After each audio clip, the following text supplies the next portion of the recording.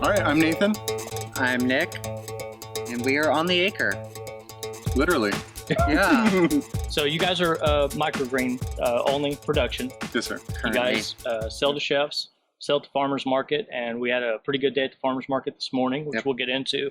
But before that, let's just get into the beginnings. I mean, how did all this come about? Let's talk a little bit about your background. Both of you came from outside of industry, which I always, both of us, Brandon and I think is highly valuable for, Yes, sir. for anything. Mhm. And so you guys both came from a merchandising background, but before that, just kind of walk us through that origins of everything. Sure.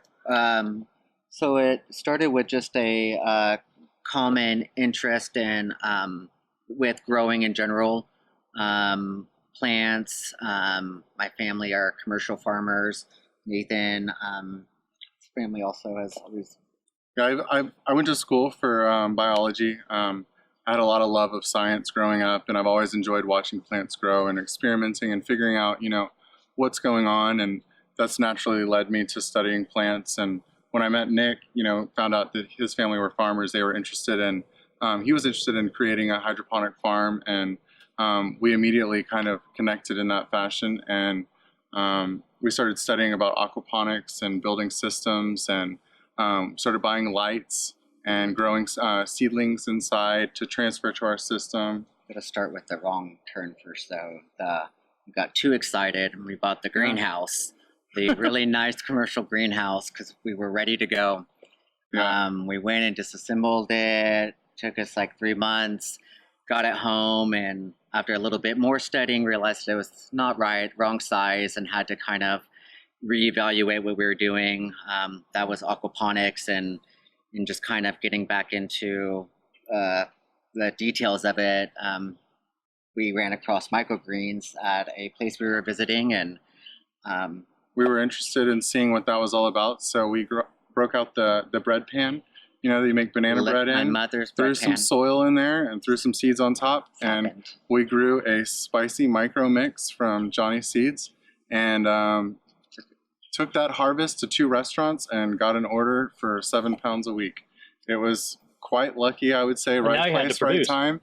But Yeah. yeah, and then everything kicked into gear. Luckily, we both had jobs at the time, Yeah. and we started funneling money into the creation of On the Acre. Yeah. And we both worked for quite a long time, I would say, at the beginning. About 2 months into it, I was able to quit and start doing this full time. We realized that it was really taking off, and it was going to be something that we could sustain ourselves in. It was a dream we'd been chasing for a long time, about 2.5 years at that point. Yeah.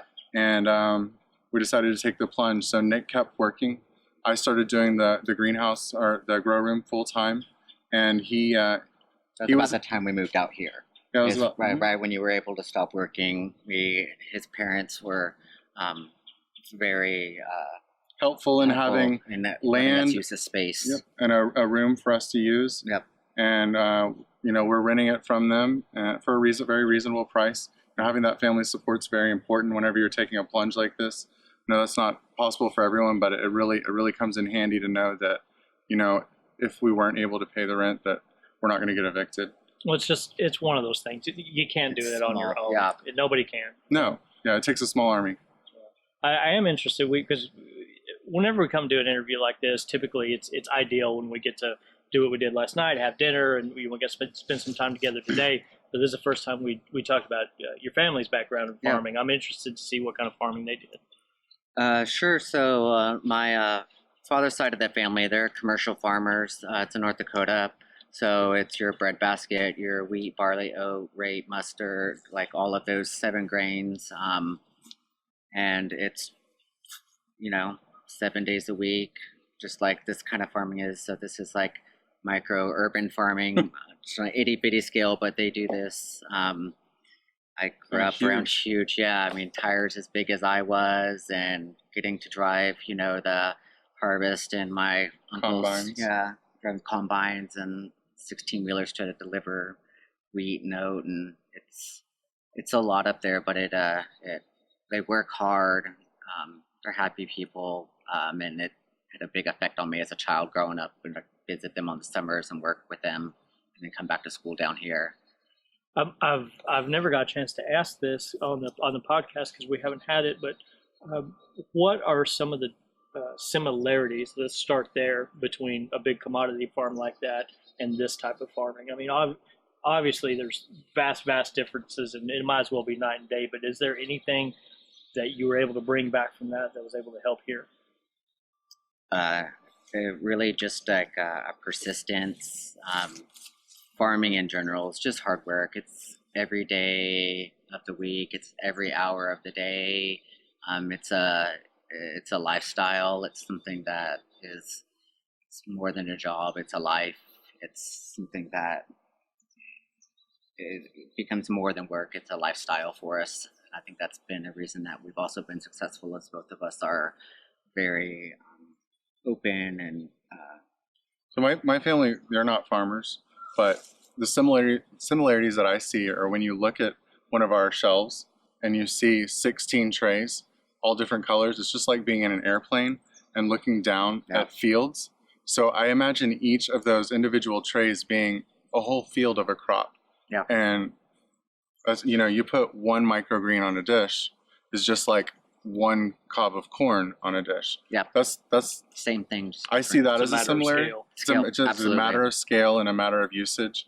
You know, we're not providing a ton of food for a lot of people like a large farm would be doing, but we're enhancing food that's grown by those farmers. Mm-hmm. So we definitely, you know, we feed off of each other. That's such a good way to say that, because there's a narrative of it's big ag versus small ag, when in truth we're all farmers. You're doing the best that we can under a lot of very strange circumstances. Absolutely. In general.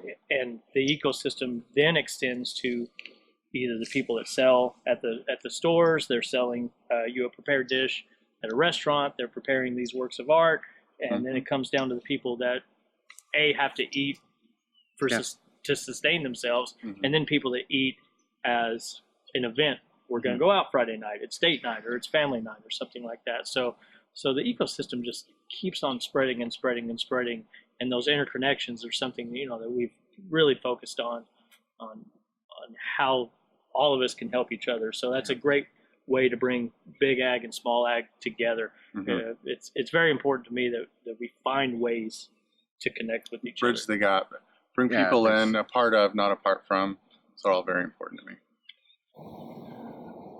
So I know that, I mean, just like anything else, I remember around the time I did State of the Soil, you blipped on my radar, and I keep tabs as best as I can of everybody, but I know it's been at least a 2-3 year journey for you, and that you've taken incremental steps along the way. Yes, sir. With that, you made the step, and I think one of the bravest ones, to actually leave a paying job and to do this full time, and then Nick, for you to support that and help facilitate that along the way. Earlier you said it was a lot of your labor and a lot of your income that built this over time and in those small steps.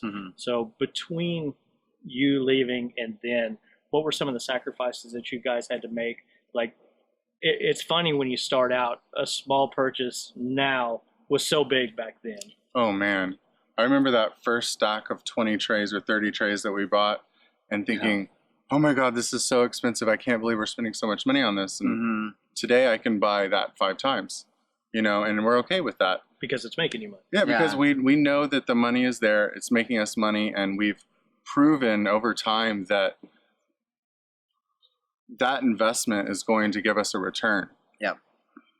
Along the way, we all make mistakes. Oh man. You know, and we don't have to talk about every single one, but what were some pivotal ones that changed and let you guys either grow or completely pivot away from what you thought something was going to be? So some of our mistakes, one of them would be taking on a 7 pound a week order before we had any product. Out of a baking dish? Yeah, out of a baking dish. But they didn't order what came out of the baking dish. That was a spicy microgreen mix. They ordered pea tendrils and bull's blood beets. And if you grow microgreens, you know bull's blood beets are not fun. There's a whole bunch of hurdles to jump through, and we didn't even know if we could grow them. We had faith in ourselves and in our system that we could figure it out and figure it out quickly. So Nick dug into his savings, put the money forward. I said, what do you need? We spent about $2,000 buying lights, buying shelving, buying seeds, and buying trays. We got just enough to fulfill that order through a whole bunch of math. Go ahead. But all of that goodwill, hope, and everything didn't matter because where we started was an environment that was not able to be temperature controlled, humidity controlled. So we're like growing things in an area that's just prone to all kinds of. It was great in April. Yeah, April. It was great in the became beginning May of May in Houston, and then But it went then we down. got up to about 108 degrees with 100% humidity in the garage that we were growing in. Yeah. We immediately knew that this was Wrong. no longer possible to continue. That's whenever we started searching for an alternative place to grow. My parents, they helped us out with that room that we're now growing in. And that was the first big. but we started finding, dampening off happening. Trying to grow beets in 100-degree weather is just impossible. Mm-hmm. But we learned a lot from taking on more than we can grow, and we learned a lot about the environment necessary to grow the microgreens in. Yeah, importantly. Yeah, most importantly, yeah, definitely. As you guys were growing, what was the reaction from the clients, from the chefs that you were selling to? Did they give you any leeway as new farmers? Did they give you any leeway as a small business? Was the relationship there strong enough? I'm sure you weren't able to retain them all, but I mean, how'd that go? So to date, we've only missed one delivery and only one part of one delivery. We have never not provided something that we said that we would. We made sure when we got that first order that we told them how long it was going to take us to get the seeds, how long it was going to take us to grow the first batch. Mm-hmm. We gave them those first trays for free so that they could test them and give us feedback. Yep. And then we told them, now that you're happy, this is how long it's going to take us for us to start providing to you at the amount that you requested. And we've done something similar with every single client. Anytime they ask us for something that we don't have, I let them know it's going to be 2 months before I get you your first sample. But I continue that same process. You get a free sample at the beginning. Make sure you want it. Make sure you like it. Regardless, it's something to increase our knowledge of how to grow. And at the same time, it increases the list of things that we have to offer to future chefs. I think another big turning point for us was after our first few local restaurants, we were able to get in with a larger industry restaurant here, the Landry's Absolutely. Corporation, and Landry's. And so Landry's, the executive chef there had us and worked with us on developing the Acre Mix, which is now kind of like Our signature a blend. signature blend of 17 microgreens. One of each of our shelves on that middle rack is designated to that. And they helped us develop that. And without them pushing us for that and asking us for it, it's something we probably wouldn't have moved into because we would have still been doing singles. So definitely being open to what our clients needed and being able to be pushed and do things for them helped us grow in a way that we would not have had we not. We're not working with them currently or the restaurants that we were, but that partnership led to us developing the mix. We still sell that. That's a #1 seller now. So that was a And it's a great looking mix, and I think it really sets you guys apart. Not only at the market we're at today, where there was another microgreen grower just with a single variety, but the mixes that you guys have. Honestly, I haven't seen anything that looks that good anywhere I've gone. So I mean, kudos to you guys. Thank you. It's really nice to look at, and everybody's going to get to see pictures of those. But can I piggyback on him real yeah, quick? please. So we went to deliver to our one and only restaurant, and so they're not the best about communicating with us about how much product they have. And the chef, he likes us, we love him, and he'll just keep stacking it up in the back without saying anything because he's trying to help us, and we appreciate it. But it came one day, we came to deliver a $300-400 order, and he said, I can't take these today. And we were like, oh my gosh, what's going to happen? So we had, a couple of options there. It was either freak out and get depressed and throw it away. But instead, I came home and I started calling people, started calling chefs, and I got a hold of the Flying Dutchman chef in Kemah. And he said, come on out and bring what you got. And I showed up and he wasn't there. He had left by the time I got there. I got there 12 minutes after I talked to him on the phone. And I was like, are you kidding me? So I left a ton of samples, like $200 worth.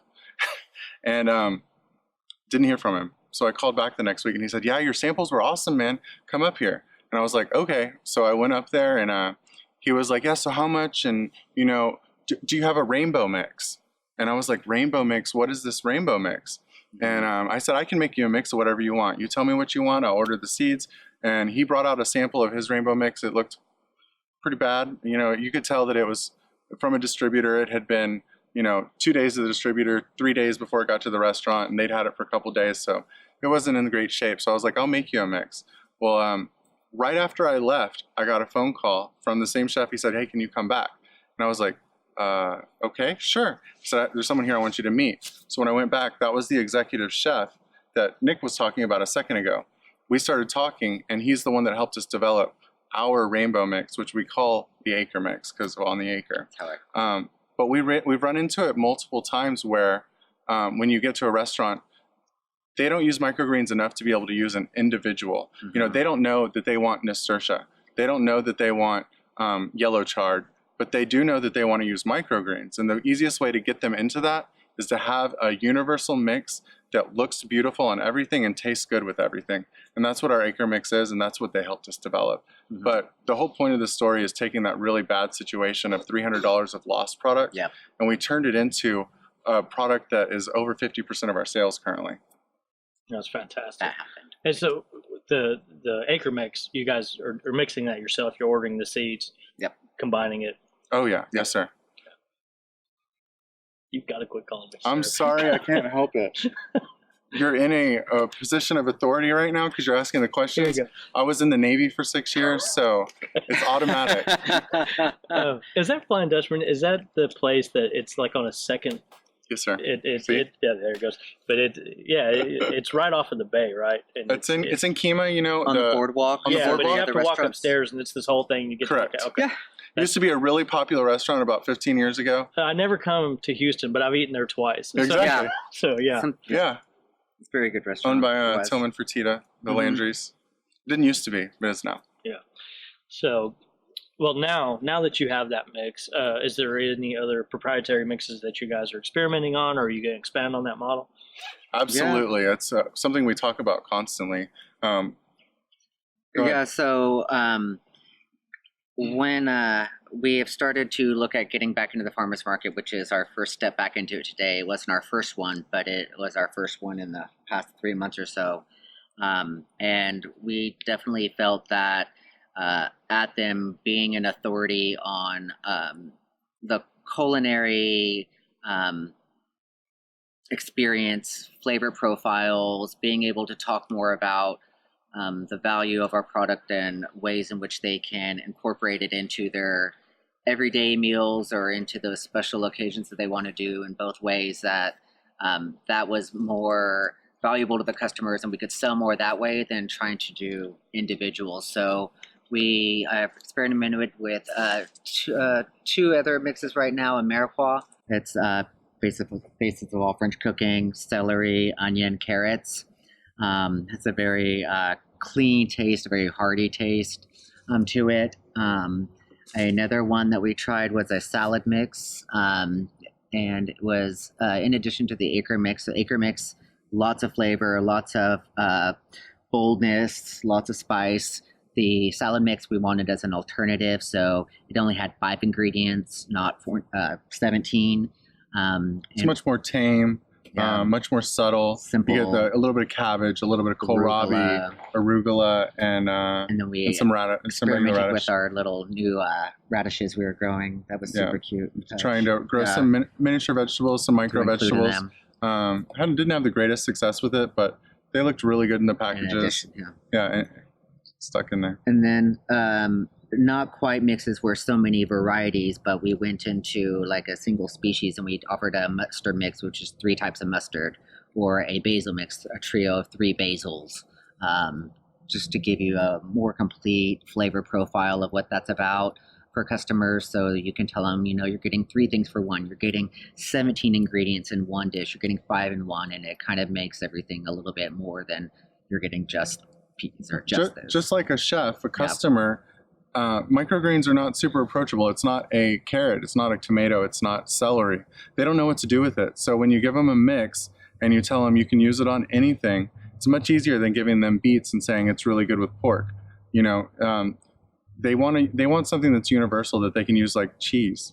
You know. Yeah. So whenever we're at the market today, I kind of sat behind you guys and I just listened. And you guys talk like chefs, like you've been around food a long time. So where's that background coming from? I waited tables for a lot of time in between, large events in my life. I spent the time in between waiting tables, and I've always had a love of food. I'm addicted to the cooking channel, so that's where most of my background comes from. Other than that, my family, we cook big Christmas meals, much like lots of families, but I was always in the kitchen with my mom, learning how to cook, learning from my grandmother, and combining those together is where most of my food knowledge comes from. Do you think that background and the vocabulary has helped you with the chefs and has expedited that process where these farmers know what I'm looking for, they know what's important, they know what you need as a cook versus, hey, this is a fresh carrot. Well, it really doesn't tell you a whole lot whenever you're dealing with such complex profiles. Say absolutely. My experience waiting tables and working in the restaurant industry helps me interact with chefs, helps me understand what they need. But it's the little things like knowing how to get out of their way when they're doing something, saying yes, chef, and no, chef, instead of calling them by their name. Mm-hmm. It's a title they've earned, and I give them that respect. But all that I learned from waiting tables. It's not something that I would have known otherwise. But definitely, it's definitely been helpful. I've been wanting to have this conversation for a while about the yes chef, no chef thing, because it's such a big deal in that industry. And whenever you're in the back of the house and everything, it's 8, 9 o'clock and everything's just crazy, they come in and they say something and everybody in unison, yes chef, no chef. Mm-hmm. It's a big deal. And I think being, I hate to use the word sensitive to it, but being aware. Of that, mm-hmm. That's what you do in that situation because you're in their house. Yeah. It's a big step. It is, absolutely. They respond immediately. The moment they realize that you know how to speak their lingo, they're much more open to talking to you, to trying to do business with you because they know that you are going to be respectful of them, and that's the type of person that they want to have around. It's a great bridge between the two mm-hmm. industries. Yes, sir. I'm just going to leave all those in. I do want to go a little bit to the merchandising background that you guys have. There's a design element, there's a color element, there's all the things that tie very closely into marketing, which mm-hmm. is a lot of the conversations that we have here. So you had the background working in the restaurants. What did that bring to the table? It was obvious to me today at the farmers market, the design that went into that, whether you thought about it or not, or you just did it because that's how it's supposed to be done. But was there times when you were going through this? I mean, even the grow room, I mean, it's organized and it's color coded and it's merchandised the way it mm-hmm. makes sense. So was there any time either in the build up or a change in operation where you were able to draw on that you step back then and go, this is from that background? The majority of my professional background is in visual design through retail merchandising, and that's in addition to growing up. Visual aspects of everything, just design, composition has always intrigued me. And getting to work for 10 years for a single employer, only focusing on that aspect of business, definitely helped me understand the importance of presentation mm-hmm. and how that affects a person or a customer's experience with you. Because when a person is shopping or choosing to engage with you about a product, they're really looking for a experience. They're looking for value in their life. They're looking for something to enhance all of the banality and commonality that is in kind of a saturated market, specifically in these farmers markets or in this kind of novelty or emerging industry. So being able to both communicate with them verbally and non-verbally is very important because it creates the experience that equals the sale and equals the satisfaction of them being able to take that and actually use it in their daily experiences. I want to go down a couple of roads there. So you said the nonverbal stuff. When you go to a farmer's market, there's tables everywhere. Mhm. And let's say you weren't selling and you were going down the corridor there and all these tents. What's going to repel you, and then what's going to attract you to a booth Sure. from a design standpoint? From a design standpoint, people want to be able to understand what it is that you're about within 3 seconds of seeing your person, your product, your props, you. They make that decision very, very quickly. So the nonverbal, which is just them feeling drawn to your color scheme, your packaging. You're at a farmer's market. What are they there to say? They want to feel like they're shopping with farmers. They want to feel that experience of the country. They're looking at a farm to table. They're seeing Whether it comes from an urban grow or not. Yeah, they. So this is something that will repel you. If I walk by somebody and they're sitting down, Yes, sitting and down. they don't make eye contact with you, they don't offer to engage or even try to sell their product, I'm probably going to walk by. And I know a lot of people also could have the complete opposite opinion, that they would like to go up to somebody who's not trying to sell them. But for me personally, I like to be engaged. I like to make eye contact and see that they're interested in sharing their story. And that's what we're all about, is inviting people into our world and just showing them what it is we do, how we do it, and how it can enhance their lives. The value we're bringing to a community. And you hit on a great point, because there's so many personalities that come to a farmer's market, and there is going to be personalities that want to be engaged, and there's also going to be the ones that want to stand on the out. You see, the people that walk past those people and take it all in first and come in. That's where I think a lot of that design really helps. Yeah. And kind of cuts through the clutter of everything else. You'll see them walk by a couple times, eyeing, but not quite ready to engage. They're going to come by when nobody else is there, and it's just them, and they can. Yep. You've said a word twice today that I really appreciate, and that's what we've always called our stuff, but props. There's functional props at a farmer's market that help tell that story of this is a farm product, this is a natural product. We care about what we're doing. It's you guys used all of the space in your farmer's market booth. There's something behind and to the side and in the front. What tips could you give to farmers who just see things as a two-dimensional space? I want to go for a sec. Yeah. So we've had a couple of different things that mostly Nick has come up with that have been extremely helpful in bringing people into our booth. The most brilliant one was, we have antlers that we get from our ranch in West Texas. We cut them up into small pieces and put them in a bowl on the ground. And just so we're clear, they're antlers from deers. Whitetail and axis, West Texas antlers. And we put them in a gigantic bowl on the ground. Right next to that bowl is a water bowl. And what that does is it brings every single customer that walks by with a dog. All you have to do is say, does your dog need some water? And they come up and they drink some water, and they're immediately drawn into the antlers. And whether we sell an antler or not, that's cool. Dogs love them, but we don't have to sell that. But what it does give us the opportunity to then is to engage that customer. Without being salesy, without being pushy. Exactly. And we're offering a free service to their dog. It gets hot in the summer, and there's no one else with water bowls out for those animals. And, it's a nice thing to do, and it gives us the opportunity to get to know people on a different level. And it lets them know that we're an animal lover that they wouldn't know otherwise. So it gives them a way into our mentality and the type of people we are without ever having to say anything to them. Well, and we had the conversation last night that we were talking about the market today, and we knew that there was going to be a race of some sorts this morning, and you guys had brought up the fact that you're talking about bringing in water, and last minute, and just like the dog bowl, that certainly brought people in, and there was an instance today where a lady said that you had to hide the greens. So I'm going to let you tell that story because it's great. So this lady came up with her, I believe it was her son, and I was trying to interest her in some microgreens, and she said, I'm not the one to be talking about, you have to hide my greens.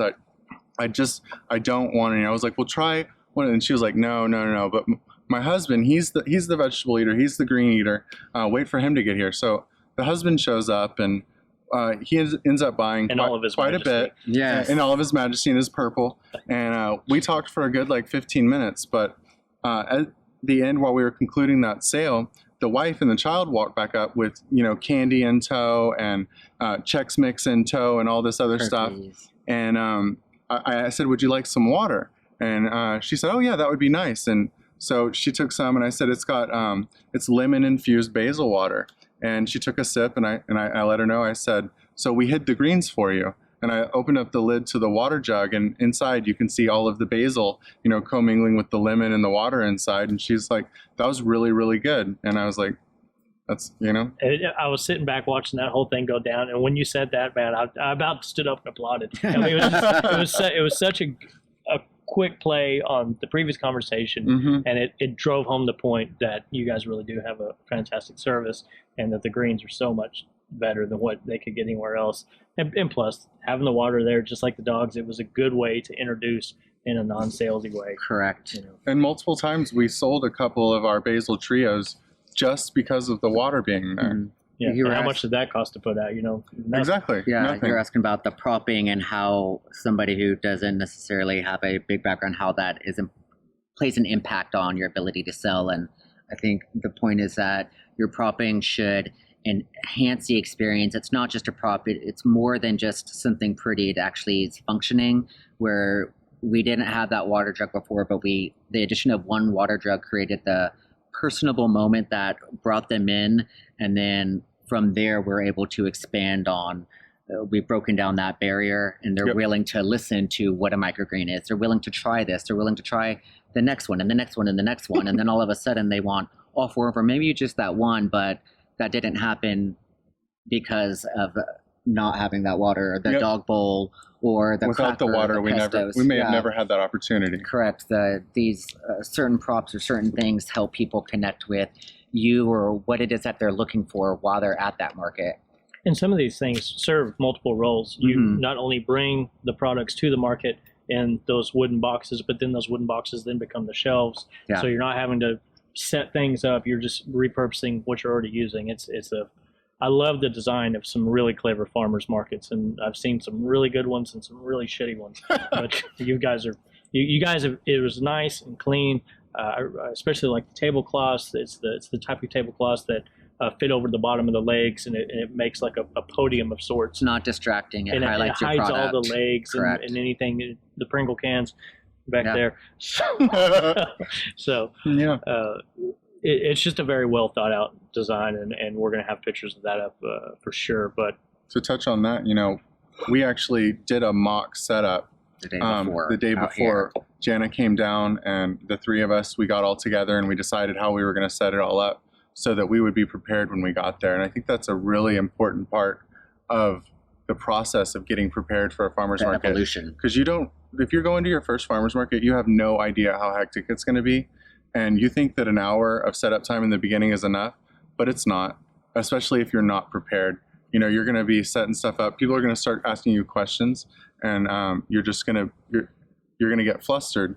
But if you have that game plan set ahead of time, you'll be ready to sell whenever it's time to start selling. So people often ask me what separates the really good market people versus not. The simple fact that you guys set up and practiced before you ever went down there, that's miles above where most people go. And just, most people just go and show up, and that's it. And then they scramble whenever you're in the weeds and everybody's hitting you at, people come in waves, no matter what industry you're in. So just the fact that you guys took out time the day before to bring everybody in and practice it's huge. And that's the kind of thing that you have to do to go a step above and beyond. 4 hours to make an impression, to make the impact that you want to make.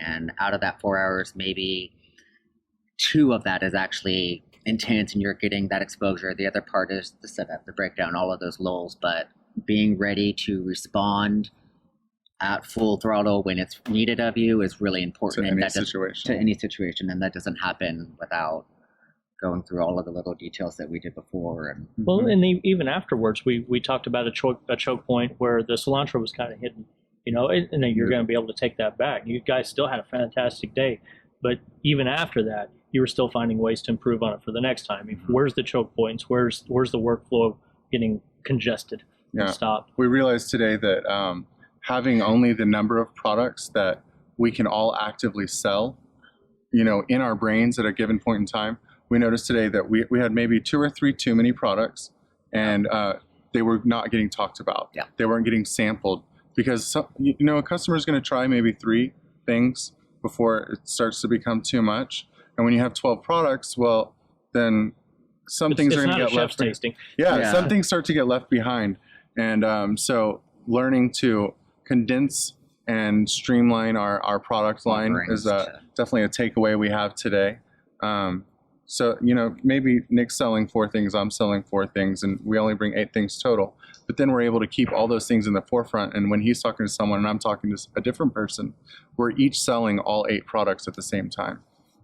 So we've been here for a little bit over around 50 minutes or so.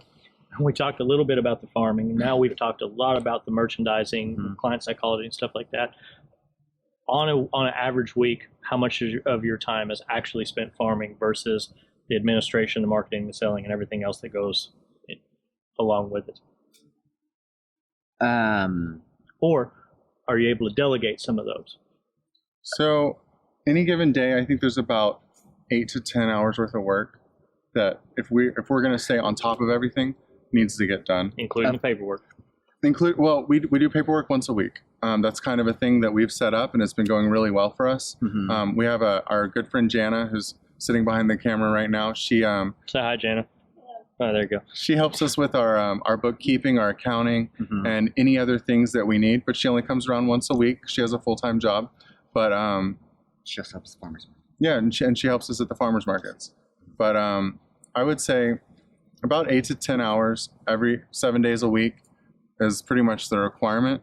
Everything that must be done: planting, harvesting, cleaning, preparation. All of the must-dos is at minimum 8 to 10 hours a day, and then on top of that, you get to go and sell to new people. You get to do extras, planting projects. You get to do planning. You get to do all the extra fun stuff. But a solid full day is 7 days a week. Pretty much required. Yeah, it's farming. If you had some advice to give to people first starting out that you wish you could have told yourself, hey, if you'll do this now, you're going to make your road a lot easier on going down, what could you say? Take one product, learn everything you can about it, test out multiple densities, test out multiple growing patterns, test out all the different weights that you can get out of it, growing at a 10-20, a 10-10, a 5-5. Find out what kind of packaging you want for that one product. Find out how much money you can get for that one product. Find out your profit margins from that one product. Create systems around that singular product whenever you don't have all the complications, and then use that exact system and expand as you're ready to take on beets and peas and kohlrabi and all this other stuff. One at a time, grow your business, and then use those systems to determine all the information you could ever use just moving forward. We expanded into multiple varieties really fast, and I know all the data that I want, but I never have the time to gather it. So currently we are going back and we're doing that right now. We're growing each crop individually, and I have about 400 data points I'm taking on every single crop so that I can do what I wish I would have done from the beginning. And I'm having to do it in my little bit of spare time at the end of each day. This little chunks of time that I find in between washing trays, planting trays, harvesting trays, delivering trays. So I think that would be the best advice I could give to anyone is really do research, create a system, but create it around a single product. Which then you can make a template over and use that to expand. What I would say, surround yourself with passionate people. Surround yourself by people who are invested in what they're doing. Create good partnerships in your community. and that would be the honestly the thing that has I think been very beneficial to us is Nathan's just kind of passion for the really details of what we're doing, and that is communicated through our presentations that we do at the market, is communicated through our approaches that we have in the restaurants, the way we handle our relationships, and it is a reciprocal thing that happens with people within your industry, not within your industry, with friends who come out of the blue and are vital and essential to what you're doing. Nothing you do can be done alone. Nothing, no matter how smart you are about one thing or about something else. It's really the relationships that you develop and that you nurture and that you kind of build continually day after day after day that really make the difference between us having two jobs and this is going to retire to us not having any jobs and this becomes our now. It's kind of that. It's the difference between those two things when you are 100% invested and aware of what you want to be doing and want to be offering to your community or to one another, as opposed to just doing it for the fun of it. I think a good example of that, and that speaks to a lot of stuff that we really hold near and dear to what we're trying to put out into the world.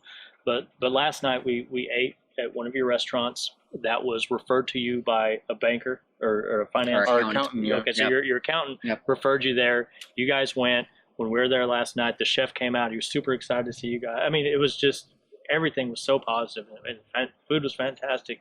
And from there, I mean, who knows who he's going to refer you to, or who you can then send to the restaurant. I mean, it's such a give and take all across the board. It's all about lifting each other up. Yes. So when we were in the grow room, there was a huge stack of books in there. So obviously you guys have done your homework on the growing. Beyond growing, where do you guys get your information from? Business, self-management, personal development, that kind of thing. The microgreen groups on Facebook have been second to none in their helpfulness.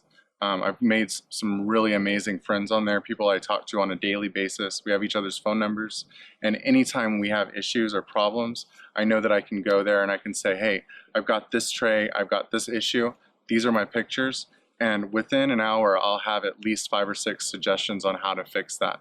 And then we come here and we experiment and we test and we find out what works, and then we give that back to the community.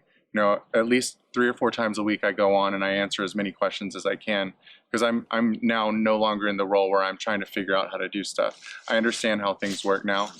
Yeah, sometimes. You have to send that ladder back down. Exactly. And there's all these new people who are excited about growing, finding out about microgreens for the first time, just like I was 6 months ago. And they're exactly in my shoes, and being able to give back to them and do the same thing that other people did for us, it's awesome. When it comes to books, there's not many. There's a couple microgreen books that I've seen that I have one that I own. It was helpful for about a week and a half. And beyond that, it didn't provide enough information, no density information, which is so important when growing. But I would definitely look into finding groups of people. Facebook's great for that, that are interested in growing, whatever it is you're interested in growing. Because when people care about a singular object, the political lines and all that other crap, it all goes away, and you're all just there to help each other. And it's a really beautiful thing to see. Is there something you guys want to work on for next year? Like you're actively going to go out and get better at X, Y, or Z? Well, within this next year, we've been working on planning and building our permanent grow room. We've been in a few transitory places, but all of this has been to create a stability from which we can work within the community, Pearland, where we would be moving. So our big focus has kind of been on getting into that place so that we can continue to expand. We're about 75% capacity right now. So with a couple more restaurants, we'll be at max. But once we get into this new space, we're increasing our capacity about 4 or 5 fold. So that's our main focus right now, is creating the money to be able to fund that so that we can get there and start growing again. At that point, do you feel like you're going to have to, at least for a while, take on a more structured salesman type of role, especially to go out and get those new accounts to get to capacity? There's so many markets that haven't been explored in the So microgreen many. world. We've talked about cupcakes, wedding cakes, wedding planners, Hotels, caterers, cruise hotels, ships, CSA. There's education, schools. Like, let's get some microgreens in our yeah. schools. They're so good for you. They're We so have healthy. agricultural schools out here Yep. that teach classes that don't teach microgreens, that teach aquaponics right now. There, there's a lot of untraveled paths or things that we would be able to expand into outside of our immediate offerings. Yes. So we're just trying to be really good at what we're doing right now, create a high quality, consistent product for our customers, and then be able to expand on that in the future, and kind of balancing all those balls at the same time, keeping your quality while maintaining those relationships and continuing to grow is kind of a juggling act that we're doing. And Make sure we never grow faster than we can handle. yeah, it's very important to know your limits and to be able to maintain a consistent quality of product to people. So it's always a balancing act, but it's fun and we're liking it. Yeah, definitely loving it. Well, this has been a lot of fun. This has been a long time in the making. It's taken a while to get down here, but I've had a lot of fun last night and at the market today and touring around. Thank you so much for having us out. Where can people find you on social, or is there any place you want them to go? So thank you very much for coming. Your Yes. trays are awesome. If you've never bought one, you should. But on Facebook, it's facebook.com/ontheacre. On Instagram, it's our handle is acreonthee, because someone else took our handle. And then our website's still in development, but it's ontheacre.co, not with an M. Yeah. Okay. Well, we're going to put links to that. Again, thank you so much. I'm excited about watching the expansion over the next year. I was going to wind it up, but we didn't talk about that. So hold on, there's more. So the expansion, I mean, you guys are going to really build this thing out quite a bit over the next few months. Oh, yeah. How did that evolve? Where did that need come from? So Nick's parents, or his grandparents, they owned some property in Pearland. And That was 2.5, 3 years ago when we met. That was where that fabulous greenhouse we bought on the fly, we were ready to go It's at that 15 time. minutes from here, right? Everything's 15 minutes Yeah. from here. Wherever you are, anywhere you need to be in Houston is 15 minutes. across the street and around the corner. Yes. So we had an acre out there that has been passed down, and we were going to build on it, and then had that greenhouse. It didn't happen. And we've always known we wanted to be on the acre. That's where we came up with this website and this name like 2.5, 3 years ago. So And just- people would always say, "Where are you going to do that at?" And we'd say, "On the acre." acre. And it just kind of became our Growing our up, we call were going to sign. see Grandma on the acre. I don't want to go to on the acre.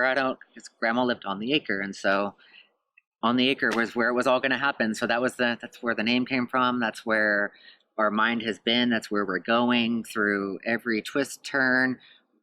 We're going to be on the acre, and that's where it was going to happen. Yep. So we're building a house there. We're building a grow room there, and we just finished with our architect. We're going to the contractors next to get the the final bids in, so we can get the loan finalized, and then hopefully we'll have it about 6 months from once that happens. And we're going to be increasing our capacity from 3 of our 4x8 grow racks to 16. That'll happen over time, slowly. But 300 square feet Three- to about about 1,600. 1,600 square feet. Plus per room. vertical. Plus, Correct, yeah. So yeah, we're going from 7 8 to foot. 12. No, it's 7 foot in there. 7 foot. 7 foot, and we'll have 12 foots in the other room. So it will vastly. Increase our. So how do you wrap your head around, at one point, being nervous about ordering 20 trays Oh my gosh. to that kind of capacity? I mean, it obviously it did. We've talked about it. It hadn't happened overnight. You No. have taken incremental steps. You haven't gone into a ton of debt to do the season. No. You paid None. for it We haven't gotten into as any. you've gone, which is why I love the Bootstrap Farmer name, is because you guys have bootstrapped this from the very beginning, very humble, very cautious, but at the same time, it seems like you knew when to leap and when to take that faith. Yeah, whenever we would be growing and we were having to wash the trays, the moment something came out of it so that I could plant, and I was like a couple days behind planting where I wanted to be planting, that's when I knew it was time to order more trays. And we just continued that process every single time. If I was feeling like I was falling behind on the number of trays that we had, we'd order more. And You have 100 trays to watch in an ice cooler, and you realize that's not the good thing to do anymore, is wash your trays in an ice cooler. Yeah, we started out So washing our trays in a large ice cooler. We'd fill it with water and we would wash them inside There's of no it. sinks. We've taken, sacrifices all the way, but every step we take, we improve our processes, we improve our efficiencies so that just the two of us can get more and more done and provide more and more product to a larger audience. I think knowing that once we got on the acres, when we would be taking that really large financial commitment where we are taking on obviously a mortgage for the business and for a living quarters apartment that would be next to that. So we know that at that point it's going to be like that really big game changer where all of it hits. But getting into that place, we wanted to make sure that we weren't creating the debt, we weren't creating the hardships, that it was really a viable situation for us to get to that place and maintain it with this business. And so all the little steps just kind of created those goalposts for us and those markers that told us or reconfirmed that we could do this, and that it was something that could sustain. Constantly making sure that the path that we're on is the one we need to be on to reach the goals that we've dreamt about for years. Yeah. You guys have already identified there's so many more markets and possibilities out there. In order to reach that, you're going to have to take that leap, and by taking that leap, you'll be able to satisfy a part of them, not all of them. Yeah. No, I mean, There's going to be roads you go down there, you're going to have to turn around and come back. we grow so many trays in this really small area, but we're only servicing 6 or 7 restaurants in a market. There's 10,000 plus restaurants in Houston. Double that. Just restaurants. Would not to mention all the other markets we talked about. So the sky is the limit, and as long as we're willing to put in the work and find the people that want to work with us, Yes. then anything's possible, and that's the same for everybody.